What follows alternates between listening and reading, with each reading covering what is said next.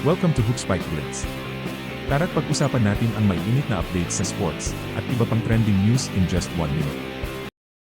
Sa pangalawang pagkakataon sa Paris Olympics, ay ipinatugtog ang pambansang awit na Lupang Hinirang sa harap ng libo-libong mga Pinoy at sa buong mundo.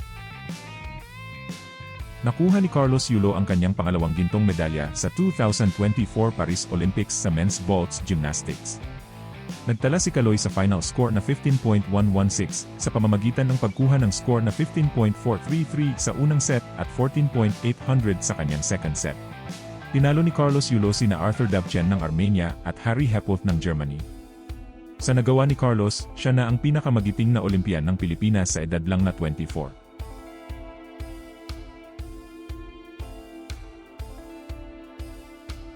Mga ka-Blitz, maraming salamat sa panunood ng video na to.